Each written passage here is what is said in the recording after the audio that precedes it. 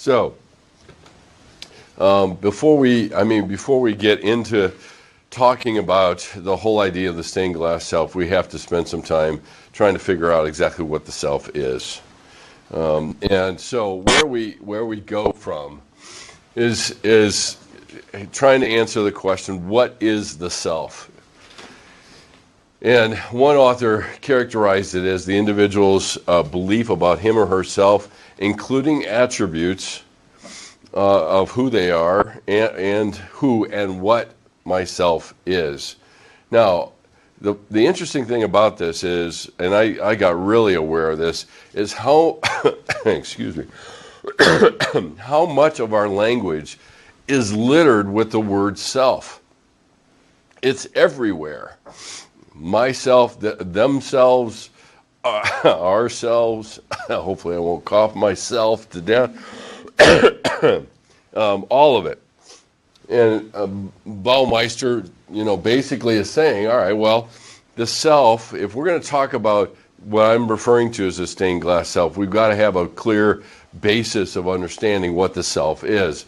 And the prevailing kind of view and the easiest way to divide it up is into what is referred to as the existential self and then the categorical self, okay? And the existential self includes the sense of being separate. Now, this takes a while to develop, actually, because when a little one is born, and we'll look at this in a minute, there is no self. I have to have awareness of me. So it's knowing that I'm separate and distinct from others, and the awareness of the constancy of the self. In other words, who I am here, and I walk upstairs and stand in my office and have a conversation with somebody else, it's the same self.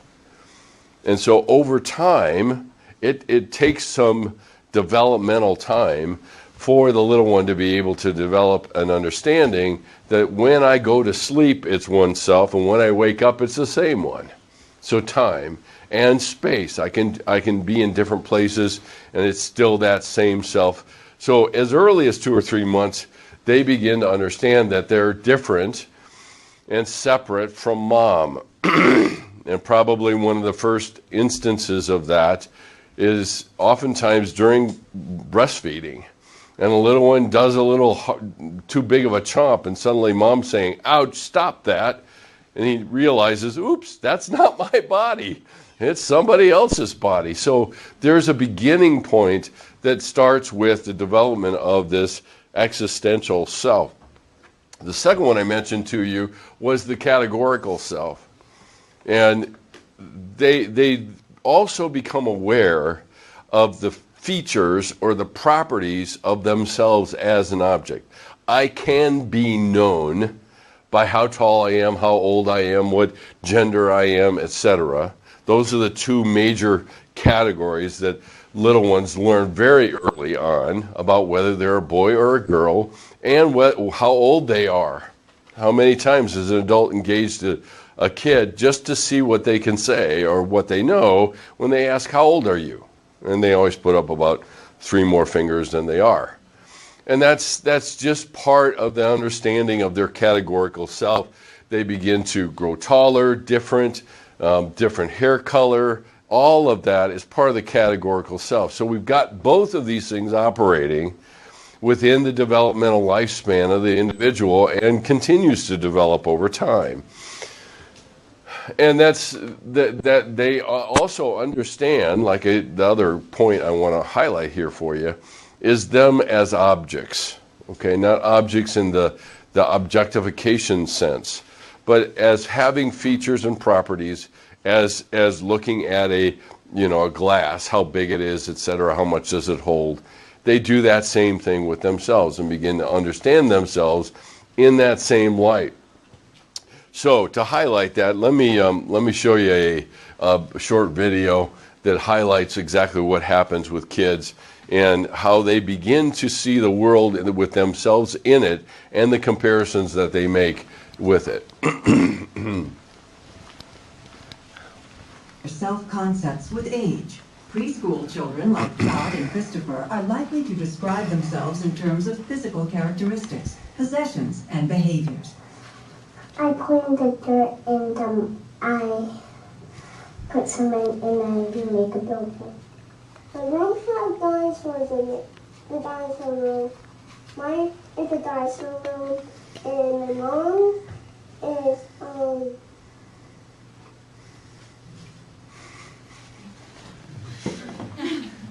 a girl room, and my dad is in the middle, and mine's on the left side, and my mom's on the right side.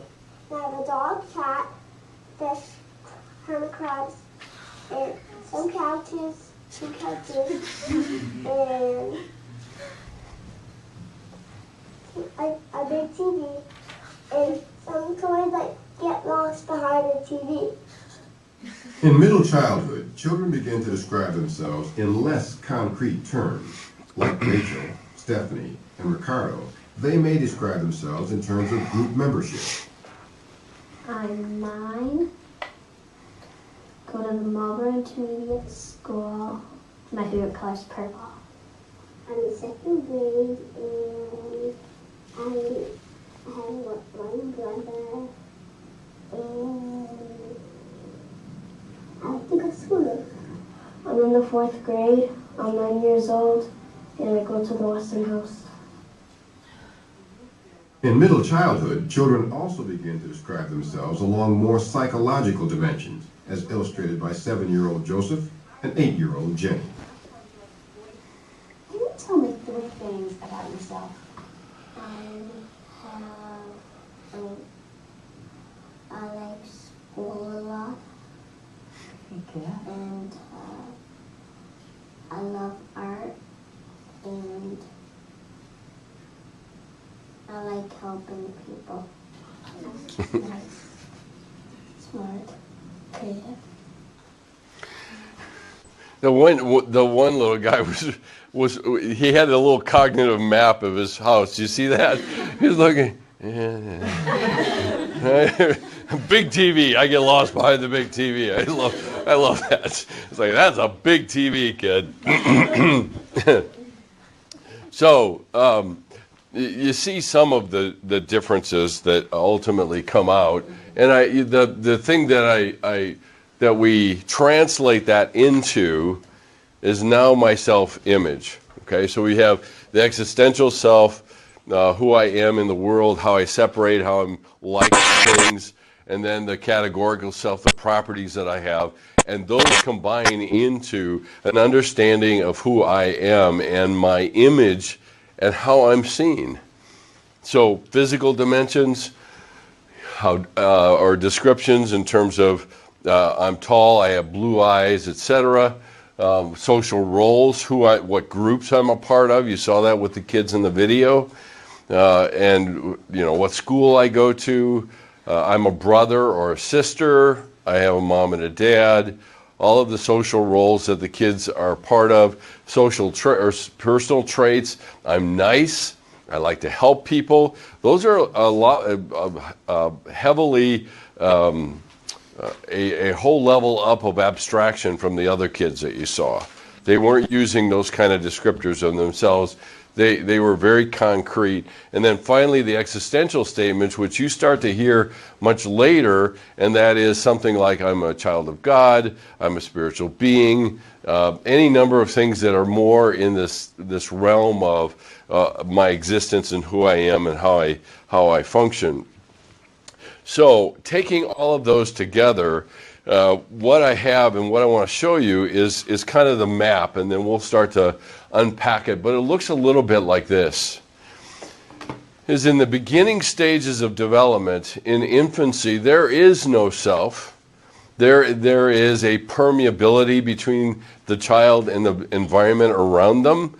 And as development continues, what you begin to see is cracks begin to form in the interactions with adults, with other people, etc. And farther on into preschool, it gets even more so, where these are minor fractures, and the fractures that occur is partly because the world is getting bigger on them. There's more input. There's more interaction. And then when we get to school age, it becomes more sophisticated. And really the only point is obscuring vision. And then we get farther on into adolescence, and we'll unpack each one of these, where adolescence now starts to tell a story. And then farther on, it gets even more sophisticated. So sophisticated that the image in the story is the only thing you can actually see. And then finally beyond that, into maturity and beyond, might be an opportunity. There might be an opportunity to change from a stained glass to a pure glass, just simply with shades. So what I want to unpack is each one of those. We're going to start with infancy, where it all begins. When the child is born, there is no self. They are not aware of themselves. They can do crazy stuff and make adults laugh like crazy. They're not even aware that they're doing a lot of that stuff, and they laugh along with the adults. We would never do that. Usually we do something stupid and everybody laughs. We're trying to find a hole to crawl under or crawl into. So there is no self. There is no self-awareness. There is no myself, because I don't have one. And so the reality is others, I am others and others are me. Mom and dad primarily, maybe other family members. But what you see in this boundary around this little family is a permeable boundary for the little one with everyone around them. And the differentiation does not exist at this point. And so, in a lot of ways, it is the basis on which we would call it pure glass. There's no cracks. There's nothing. What you see is what you get. If they're mad, they're not thinking, well, should I show this to the people or not? No, they're pretty much mad right out in front, and it's your problem to deal with it. The same way with being hungry or uncomfortable or any number of things that go along with that as well. So where we go in terms of this stage of life, the key task, at least according to Erickson, is trust versus mistrust. What does that mean? It has everything to do with the caregivers in the child's life. Are they consistent? Do they step up when the child needs something? This is really the basis for where shame begins. Now, the little one's not making any huge cognitive conclusions about whether they're worthy or anything like that, but they understand and they begin to put together the fact that caregivers are unreliable and therefore their needs are not necessarily going to be met.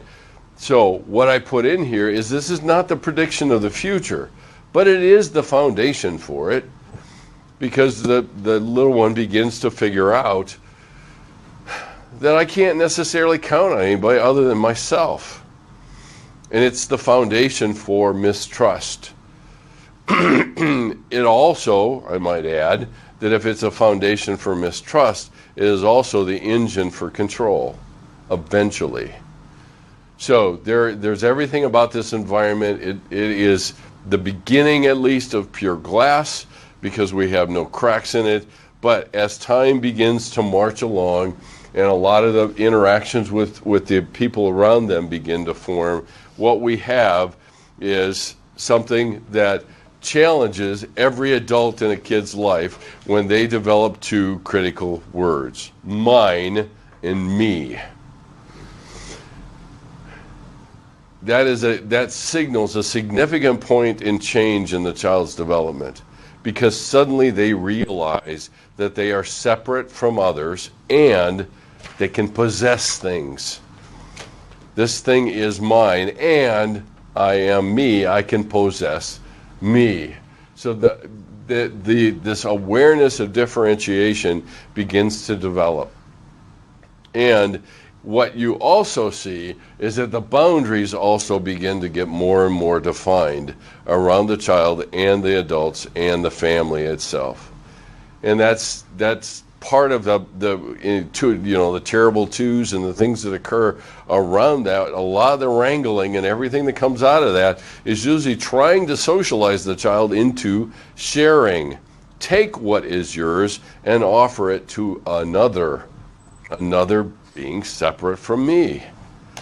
So it's a significant step in the development of the kid, and how the adults, how the caregivers respond to this assertion of separateness has everything to do with what happens after this point in time. Because a child learns very quickly whether they are entitled to boundaries or not, because boundaries is about separateness. And if that's not the case, then they learn very quickly that they can't say no as well.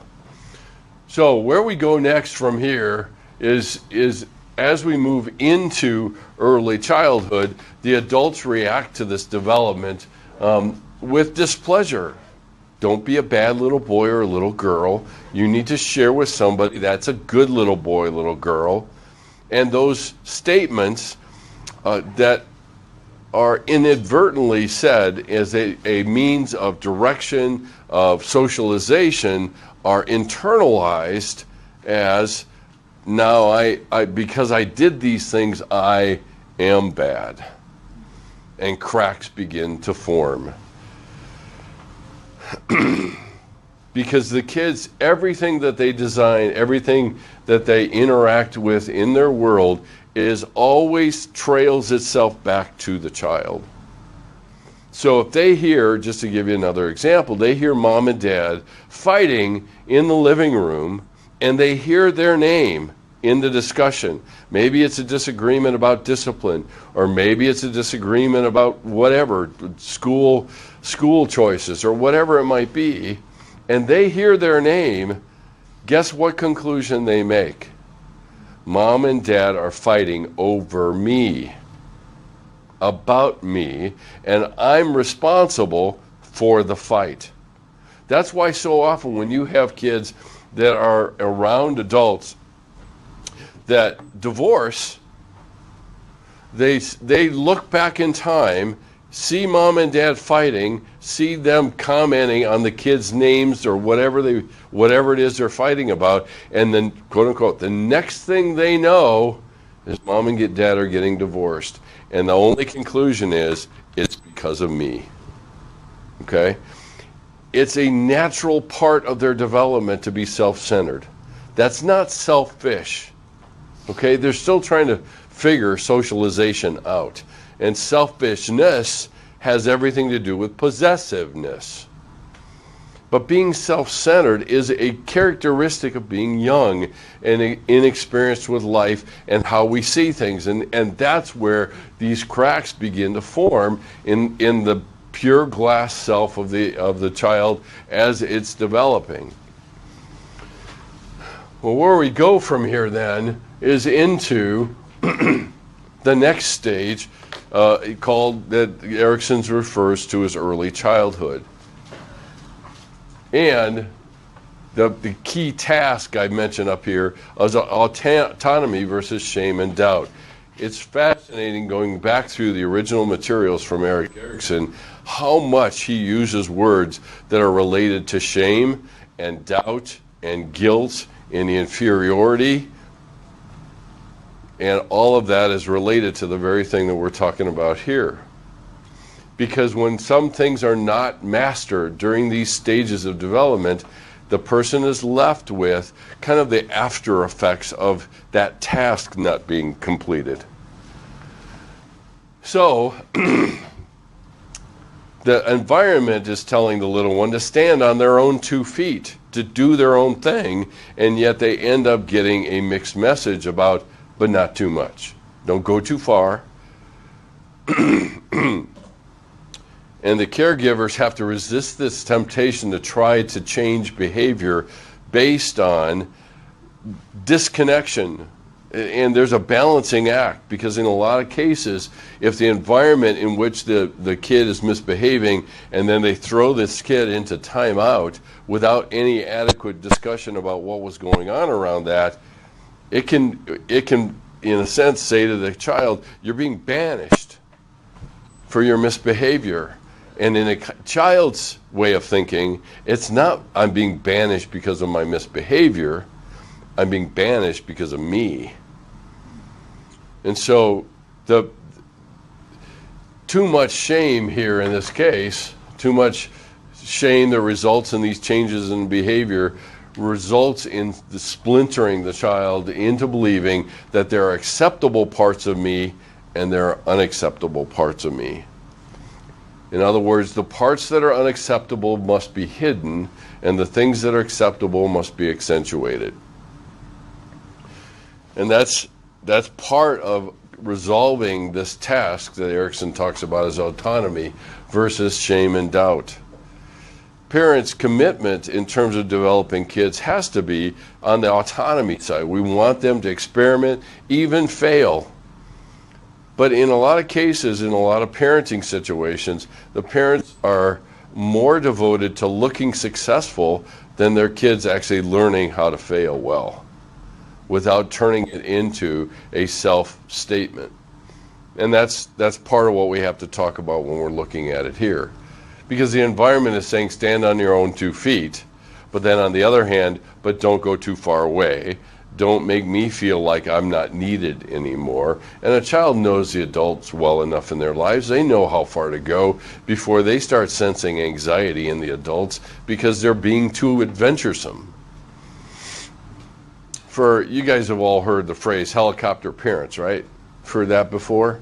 You know what the new phrase is today? Lawnmower, no, blah, blah, that. Lawnmower parents. What does that mean? It means that they mow down every obstacle in their child's path so they have something fairly easy. A level surface to walk on all the time. Now, think about this in light of lawnmower parents. Because the kid will never fail. And how much autonomy will the kid actually learn to engage in? Because ultimately, we're always teetering on these opposites. Success and not doing as well. Not failure, but just learning. Because the reality is learning is built on mistakes. It's built on that. So, when we look at it, I want to emphasize something with what Erickson says, because this comes out of his book. He says we're only the second stage in, okay? This stage is decisive for the ratio of love and hate, cooperation and willfulness, freedom of self-expression and its suppression, from a sense of self-control without loss of self-esteem. Hold that one in your mind for a second. So a sense of self-control without a loss of self-esteem comes a lasting sense of goodwill and pride. On the other hand, from a sense of loss of self-control and over-control by others.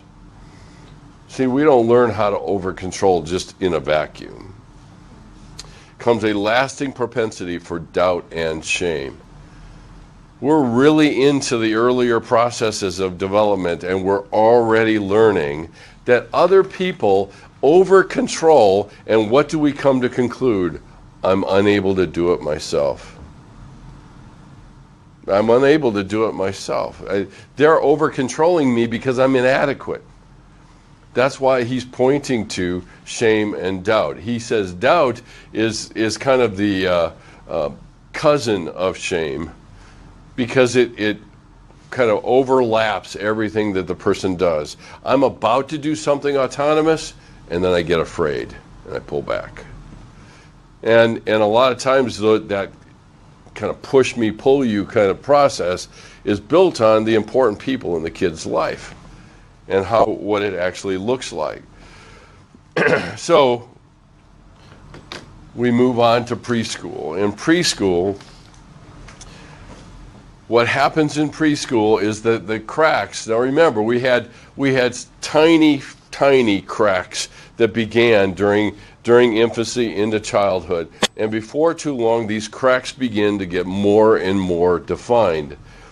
They are, with each added comment, with each added kind of communication to the child that they can't do it, a crack forms. And what happens in these preschool stages is the social context of the child expands dramatically. And today, even with preschool, literally preschool programs, the world expands from teachers or from parents and family members to now teachers and other classmates and things that go along with that. So they begin to learn home versus public, parents versus friends, social context versus private context, all of these things, inside and outside. And that's all part of the natural development that we see. They begin to understand there is a personal interior and a personal exterior, and the relationship between each of them, what I am and what I show. And in this process, they continue to refine the ability to show certain parts and not show others, because there is a particular desired result in terms of the people that I show it to. So again, we still have the acceptable, unacceptable parts, but the glass that we're talking about here is still semi-transparent. The child can still be seen, but they have learned in a fairly quick sort of way to how to show the parts that the adults approve of. And sometimes you'll have kids that kind of perform for the adults in their lives. And how they go about doing that is watching people's faces, watching tones of voices, watching the things that they're applauded for, and watching the things that they're not applauded for. See, there's a message in the absence of applause every bit as much as there is the presence of applause. And kids, listen, they watch that. They figure that stuff out. They're not making any kind of interior calculations. They gravitate to that which applauds what feels good in terms of approval, and they move away from that which says, I'm not good enough. And these are all the foundations for these fractures that begin to develop. The one thing I want you to notice in this is still a cracked glass. There's nothing that's holding it together here. It is still functioning with the world because we're still semi-transparent. We're still able to, but the fractures are still there. They can still be seen, but the child recognizes that I can figure out a way to move it around just right so I can get everybody's attention and keep the parts back here that aren't seen, that I believe everybody is saying is unacceptable. So what happens here is there's greater perceptual skill because the child is growing. They're growing in their cognitive abilities to understand the world. The social and emotional development of the child continues to grow. And they begin to understand the ability to understand environments, to understand people. This is where emotional intelligence starts. And children have a pretty base rate of emotional intelligence. Now, there are lots of things that can interfere with that. If during this period of time you have trauma introduced, it can interfere with the continued emotional intelligence of the child. But they have a greater ability to perceive the world around them. A lot of times what you'll find is that eldest children have the greatest level of perceptual abilities because they've been around the most adults.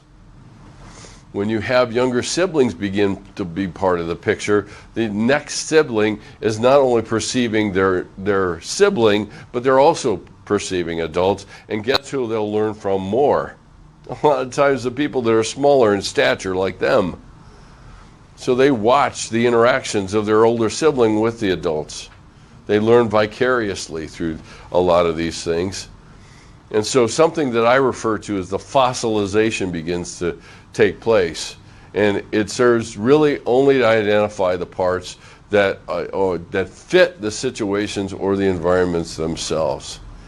And in all of this process, the child is gaining more competence in handling themselves in these environments and how people were. I grew up as an only kid, and I had nothing but environments of adults, everything. The standing joke in my family when I was growing up was I had all the worst and best qualities of the oldest, the youngest, and the only. And I recognized looking back, and I was told this, I was a very precocious kid because I interacted with adults all the time, and I figured out which adults I could play the best for. And I also knew what not to show them because of how they interacted with me around that same thing. So this fossilization occurs, and what happens is these things get thicker and more pronounced as the child develops. So they continue to develop this ability to show parts on demand. They continue to develop the perceptual skills about this, and we have the fossilization, which includes this gets thicker, and we still don't have connective capacity. But slowly but surely, what begins to get added in here to hold these things together is what shame is. Shame begins to fill in the cracks because it gets pretty flimsy, and I have to have a way to begin to hold these things together in some fashion that it makes the person feel okay or safe. So the psychosocial task that Erickson defined was this idea that we already talked about with autonomy versus shame and doubt. What does this shame look like at this stage? It looks like rage against oneself. And these are just three possibilities. I should have, and I didn't, therefore I'm bad. I could have, and I didn't, and therefore I'm flawed. And I would have, and I didn't, and therefore I'm unacceptable. Because this is how the formation of shame begins to develop within a child, even at this early stage of preschool. Their perceptual abilities is a great asset. They're learning more and more of their world. Their vocabulary is absolutely exploding. But in a lot of cases, there's this fracturing that begins to occur, and before too long, with all the statements and all the sideways glances and sighs about how irritating they are or whatever it is, before too long it turns into this connective kind of connective substance that shame begins to fill in these cracks, and it becomes more and more rigid and more consistent.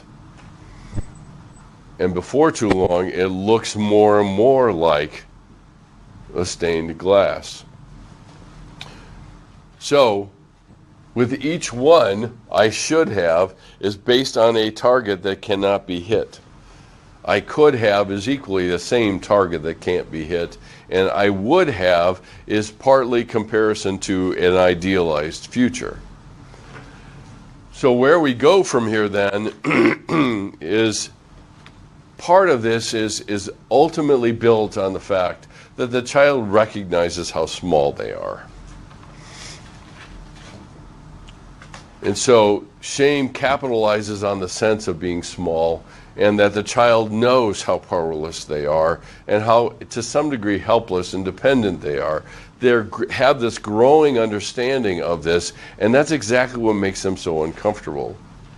Particularly if their caregivers are not reliable and their caregivers are oftentimes communicating in a very shame-based way. I just wish you could figure out how to be a nicer kid. I just wish you could figure out how to do this without me having to tell you all the time. And see, those messages get turned into self-statements that come about. And so as we continue, the thing to pay attention to with this beginning kind of stages of the stained glass is that it's not really very organized. It is built entirely on the fractures that have occurred. There's no pattern per se, and there's still a fair amount of ability to see the kid. And unfortunately, that's exactly what makes them vulnerable during this time. The big jump, probably the most dramatic jump, is when we hit school age. And this is what I refer to as stained glass 1.0. This marks the first real attempt to hide from others. So now the child is able to see, I've got the power to take these pieces, reorient them, reposition them, using all of the shame that I've had kind of develop over the years, that over my time with these adults and other people in my life. And now I can actually create a design that distracts people from really seeing what's going on inside of me. The thing about this stained glass that I want you to notice is there are still places where light can get in. But there are also places that are getting darker in color, and they refract light. And they refract vision. So they begin to leverage these things and turning them into something that obstructs the view. The only goal at this point is obstruction of view. It's not telling a story, it's not doing anything. It's just trying to hide. And see, a lot of you guys have heard me say this before, is that when you go back into the Garden of Eden and you notice what happened, we were told when Adam and Eve were created, they were naked and unashamed. And then when the sin entered into the calculations, they did one thing because of the shame they experienced. They hid. This is built into our broken spiritual DNA, is to hide. It is our only defense against the world that seems so hostile to us. And whether I agree with what's hostile to you or not is completely irrelevant. All of us have a propensity for beginning to develop a way of being seen. And so the child understands how much power they have and how to go from, remember what we said, acceptable, unacceptable. Now we go from acceptable to condemned. And a way to hide those parts away so that nobody gets to see them. They also figure out a way to create something that is pleasing enough that people are pleased with what they see and don't even notice or think about the condemned parts of the person that's being hidden. Now, so far, we've got a very nice little diagram. It looks very pleasing to people. But what about the kids who have gone through a variety of trauma, of crises, of losses, etc., and they don't make such a pleasing thing? What you end up happening is having something where the kids say, I will never be pleasing to the adults in my life, and because of that, and no matter what I do, I will either act out or act in. Acting out, pushing people away, acting against other people, or acting in, and that is turning the gun on myself. And so the stained glass becomes more stark, more hidden, more ways to make sure that the child remains safe. But it also kind of creates this picture that is so stark, so dark in some respects. The child is saying, I dare you to try to love me. And it works. It works. There's a lot of you guys that have been involved with kids, whether in Young Life or other places. You've met kids like this.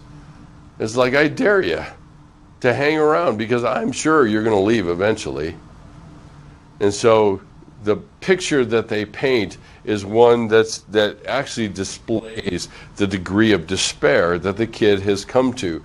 The hopelessness, not hopefulness, because even when you look at a stained glass that is pretty and pleasing, there's a hopefulness that the person will like it. But kids like this don't hope, have not lost all hope. They have just kind of resorted to a condition that we could say they hope less from people around them because of the things that have happened to them or the conclusions they've made about themselves. So they act out, act in. It's either pushing people away or inviting people to come close, but staying in there just long enough until the people bail on them, because they're going to bail anyway. And there is this constant kind of pushing and pulling with people, because they have this idea of, I would rather impose pain on myself than have you do it, because I can't predict it and I can't know when it will happen. But if I do it on me, it's under my control. So, the key strategies and tasks to be accomplished during this time, it includes a crisis, at least as far as how Erickson described it, in fumbling and fear. They make attempts to try to get through the split that they have between being able to initiate and accomplish things, and then somehow at times feeling guilty because they're trying to do something and they're not so sure that they're going to get it done. So there's a lot of opportunity here for the child to grow together in a sense, but they create the appearance of being together rather than the actual reality of it behind. Now remember, we've got an existential self. How do I see myself, self-image, and what appearance do I create for people to digest who that self is rather than the real one? Because I'm not convinced that if I showed them the real one, they would like it. And so what we're stuck with, and the beginning points of the conclusion is if you knew me the way I know me, you wouldn't love me either. And they say that because somebody has said it to them in not so many terms, or not so many words.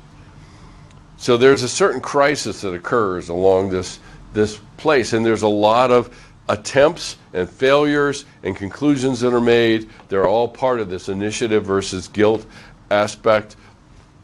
They understand they have gathered at least some ability to accomplish things and initiate things, but then they feel kind of the pullback that comes with it. The other thing that we begin to see in this is that it appears to be more themselves. But all that I think in some respects it means is that they have created a picture of what he has concluded others will accept. That's why I call it stained glass 1.0. They can be more loving and more clear in their judgment. Why? Because they have settled on a strategy that works.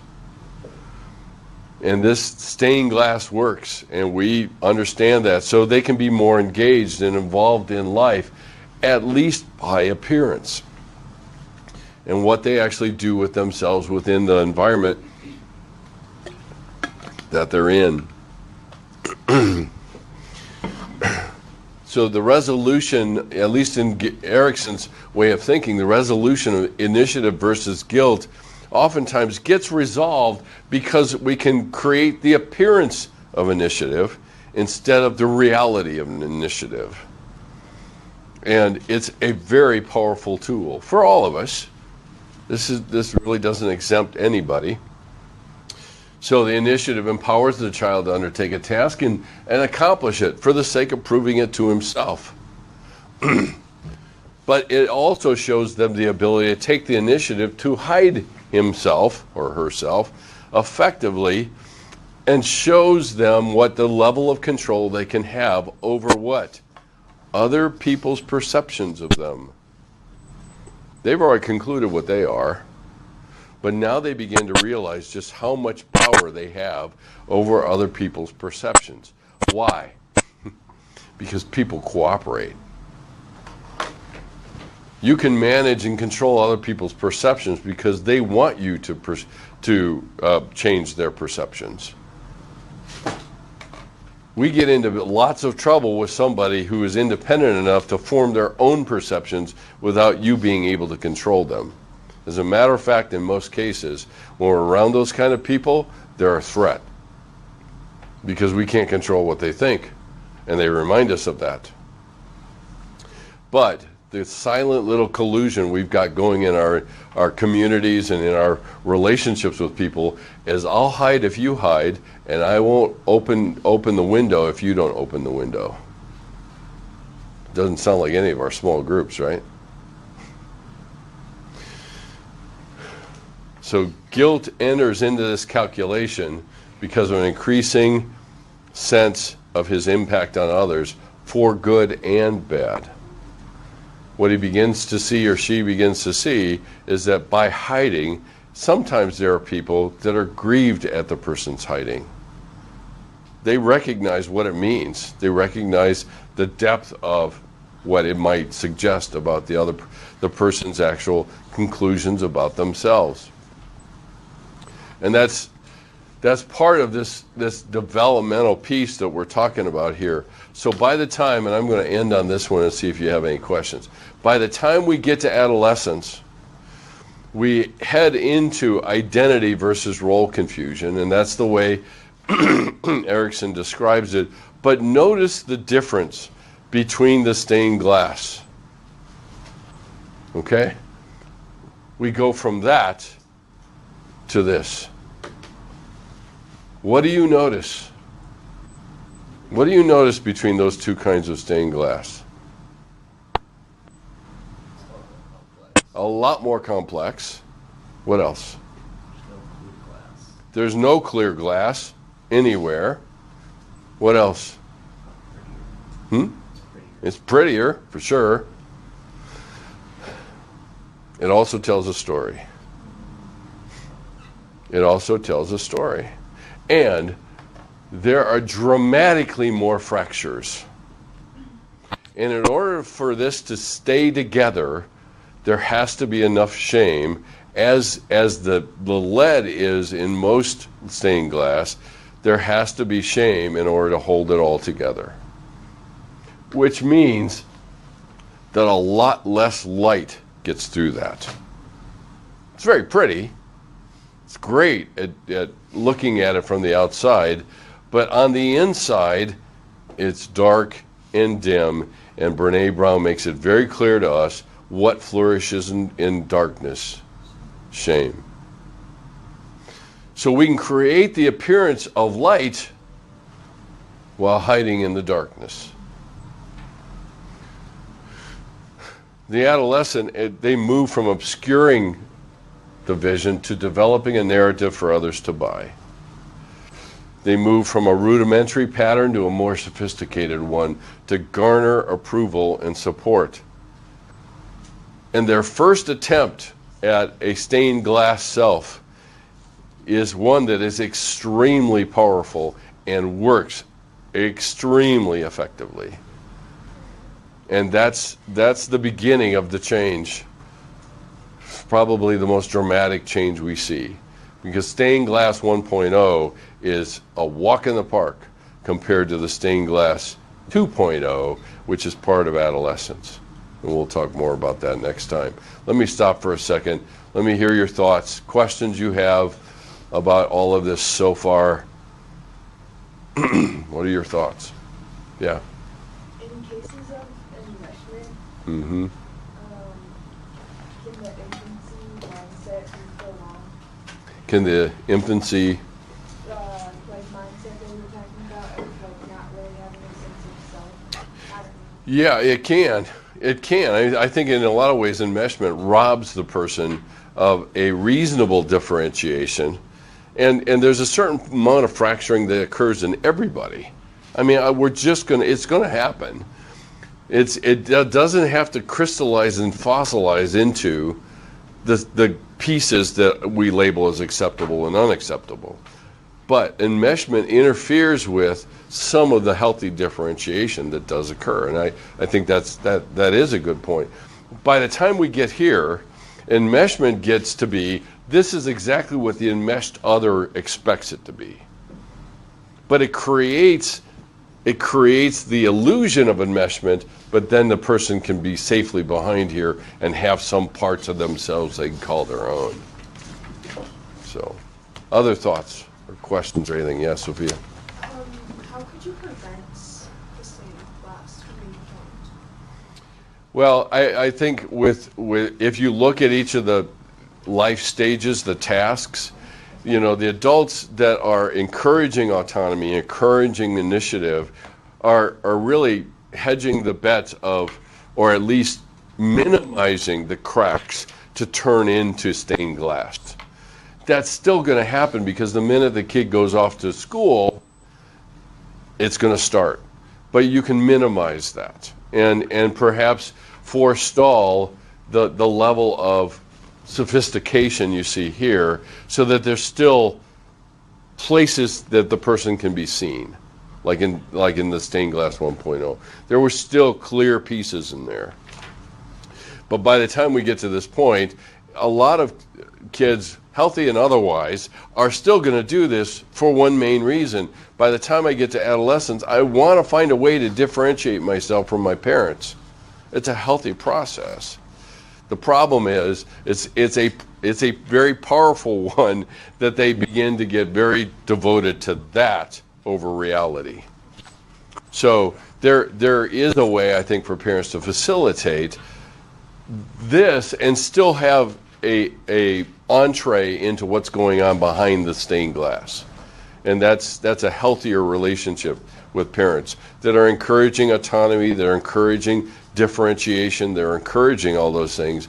But there's still going to be fractures. We go through school, we go through hard things, and people are broken and self-absorbed, and things happen. And so the issue isn't so much preventing it as much as what we do with it, which comes next.